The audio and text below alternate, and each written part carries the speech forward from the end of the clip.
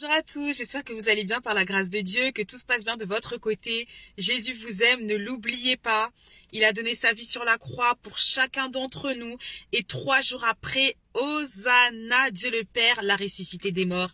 Et c'est un prodige à nos yeux, gloire à son saint nom. Petite introduction, voilà. Alors que j'étais dans la voiture depuis quand même pas mal d'heures, j'étais en train de faire un travail pour le Seigneur. Et le temps passait, j'étais en train d'écrire, etc. À un moment donné, l'onction tombe sur moi. Et là, je comprends que ouais, on va faire une vidéo. So, on est là, tous ensemble dans la présence du Saint-Esprit. Pourquoi? Parce que le Seigneur dit que là où 2 ou 3 sont réunis en son nom, il est là. Alléluia. Donc, je sais pas ce que Dieu veut dire, parce que moi, voilà, j'allais presque terminer et puis rentrer à la maison.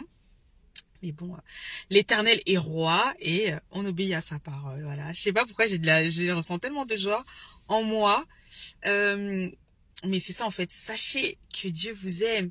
Et parfois on peut se sentir peut-être incompris, mal aimé. Mais ça s'appelle le parcours. C'est notre parcours. Nous avons tous une histoire. Quand on lit la Bible, on se rend compte que tout le monde a une histoire, à son histoire.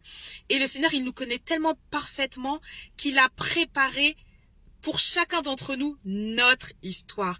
Et on doit lui faire confiance. Ça veut dire que dans la vie, on passera par beaucoup de moments différents.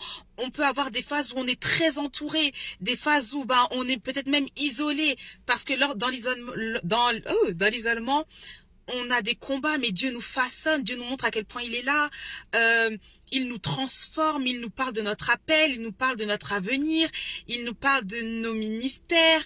Et plus encore, il se révèle à nous d'une manière tellement personnelle, tellement percutante, tellement puissante. Et après, il nous élance, il nous élève, etc. Donc, faites confiance à votre parcours. Oui, ça ne sera pas toujours facile. Et le Seigneur ne nous a jamais dit que ce serait facile. Mais en fait, c'est sa présence en nous, sa présence autour de nous, la présence des anges, des archanges autour de nous, de nos amis de destinée, nos compagnons de service, etc. C'est tout cela qui fait que les choses deviennent supportables. Et nous entrons dans ce... pourquoi Dieu nous avait préparés, on comprend les dons et les talents qu'il a déposés en nous, de quelle manière il les fait fructifier. C'est juste incroyable. Donc vraiment, continuez la mission, n'abandonnez pas. Toi qui avais l'habitude de prêcher l'évangile, reprends. Si tu as abandonné, reprends. Parce que le Seigneur est là. Et en fait, on grandit avec Dieu, on ne cesse de grandir. La personne que tu étais hier, ce n'est pas la personne que tu es aujourd'hui, et ce ne sera pas la personne que tu seras demain. Parce qu'avec Dieu, ce qui est incroyable, c'est qu'on ne fait que monter jusqu'au retour de Christ ou jusqu'à ce qu'il nous appelle à lui. Et ça, c'est extraordinaire. Vous savez, en réalité, les gens qui n'ont pas Christ n'ont pas l'assurance de leur salut. Il n'y a que nous qui pouvons l'avoir. Seulement nous. Il n'y a que nous. Parce que Dieu nous parle. Parce que nous avons l'assurance de notre salut. Nous savons de toute façon que lorsque nous avons accepté Jésus-Christ comme notre Seigneur et notre Sauveur, la vie éternelle est déjà à nous. Elle est déjà acquise. Ça, c'est notre bien le plus précieux, Christ. La Bible dit Christ en nous, l'espérance de la gloire. Et il dit aussi que nous sommes assis dans les lieux célestes avec notre Père dès maintenant. Alors en réalité, lorsque nous mourrons déjà en Christ. Et c'est juste nous qui quittons cette terre-là pour aller avec Papa. Et c'est ça notre espérance. Donc vraiment, tenez bon. On sait que les temps seront de plus en plus difficiles, mais n'oubliez pas de quelle manière notre Père agit.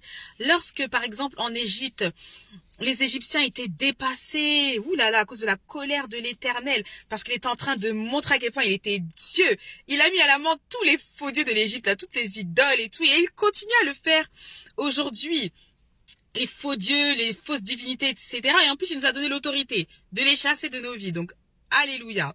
Eh bien, n'oublions pas que durant ce temps-là, le peuple d'Israël était à Goshen et il n'était pas impacté. Sauf lorsque Pharaon, c'est vrai, commençait à accentuer peut-être la charge de travail, etc. pour se venger. Mais quand il y avait les plaies et tout, non, le peuple d'Israël n'était pas impacté. Et c'est ce que Dieu fait encore aujourd'hui pour nous. C'est la raison pour laquelle lorsque le jugement de Dieu tombe dans un endroit avec puissance, force et majesté, qu'est-ce qu'il fait en premier?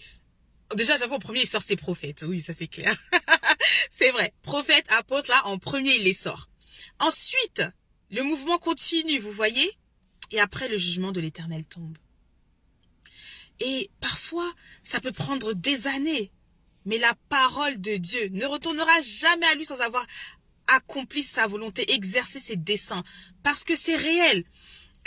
Même quand je vous l'expliquais dans les émissions de Real Talk, le ciel est ouvert, ou un moment de lecture avec Yeshua et Maloua, mais combien de fois j'ai vécu ça dans ma vie? Combien de fois? Où le Seigneur nous faisait sortir vite. Vous voyez un peu? Comme le peuple d'Israël en Égypte. Il disait partez en hâte, même quand il devait manger le dernier repas de la Pâque. Il disait partez en hâte, parce que ma colère est en train de frapper en Égypte. Et ouais, vraiment, voilà, moi ça m'est déjà arrivé combien de fois? Quand on expliquait le jugement de Dieu va tomber, là, etc. Regardez tout ce qui ça, bref, on peut pas tout dire, ok? Des années après, ah ouais, t'avais raison, ah ouais, t'avais raison, vous aviez raison et tout, c'était la vérité. Regardez, c'est passé ça. Ouais, justice de Dieu, c'est normal. On peut pas, comment dire, vouloir terrasser des oins de Dieu et puis s'en sortir. Sur quelle planète? Il s'appelle le Dieu de justice. Je me souviens un jour, il y avait une femme, bon, avec un groupe de personnes, hein. Ah là là, ils avaient projeté de me faire un grand mal. Ils avaient déjà commencé, hein, ils avaient vraiment exagéré. Vraiment, le Seigneur me montrait en songe tout ce qu'ils faisaient. Je disais, ah ouais, quand même. Tout ça. Alors que nous, on est là, on veut juste aider les gens. Mais j'avoue, franchement, c'est vrai.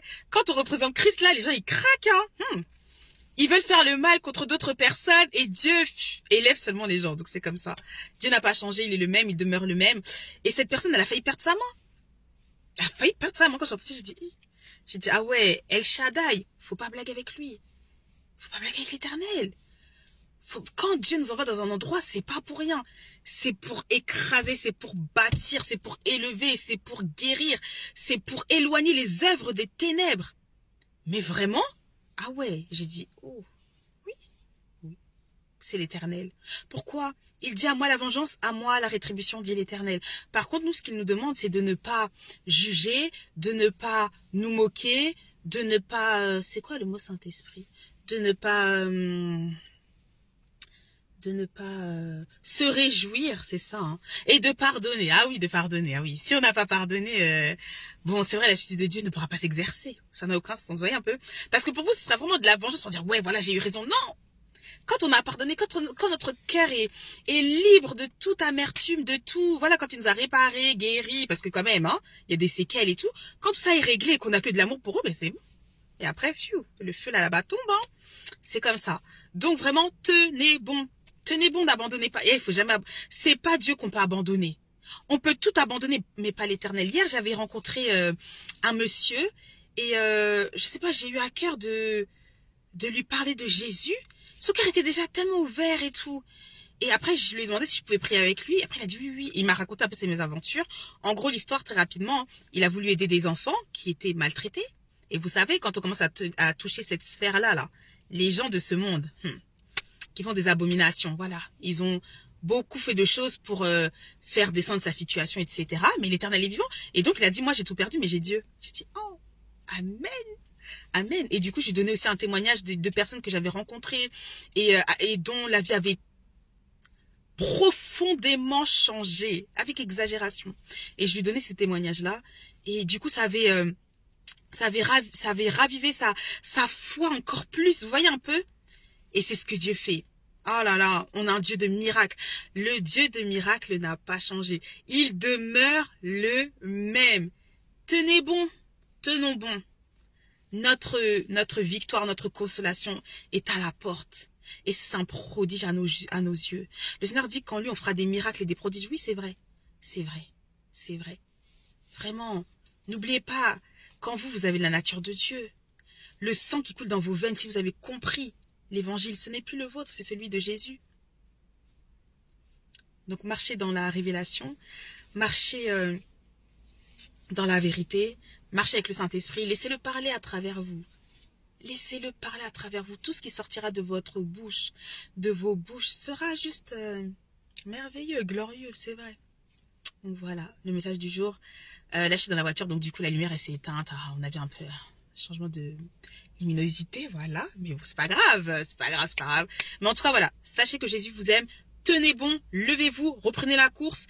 Et oui, c'est dur, mais ça ne sera pas plus dur que ce qui est en train d'arriver avec l'avènement de l'Antéchrist qui voudra détruire en priorité les chrétiens. Donc, mieux vaut souffrir avec Christ, avec le Saint-Esprit, plutôt que de souffrir sans l'Esprit. N'oubliez pas, après l'enlèvement de l'Église, le Saint-Esprit sera enlevé, l'Église, l'épouse de Dieu, sera enlevée aussi. Parce que nous, l'Église de Christ avec un grand E, nous sommes l'épouse de Christ. Et Christ est notre époux, c'est notre fiancé. Donc voilà. Et Marie, aimez vos femmes comme Christ a aimé l'Église, oui. Ah oui, aimez vos femmes. Et n'abandonnez pas la femme de votre jeunesse. C'est une abomination aux yeux de l'Éternel. C'est vous qui les avez choisis. Alors restez fidèles. Restez fidèles à vos femmes. Sortez de l'impudicité, sortez de l'adultère, sortez de toutes ces choses des ténèbres. Et sans compter bien évidemment le vol, les mensonges, ça nous concerne tous. C'est non. Dieu nous donne la force de dire non au péché. Donc faites-le. J'ai terminé. Que Dieu vous bénisse. Je ne sais pas pourquoi il me dit vidéo 2. Vraiment dans la voiture comme ça. Il n'y a pas de lumière. Bon bref, vidéo 2. À tout de suite. Bye.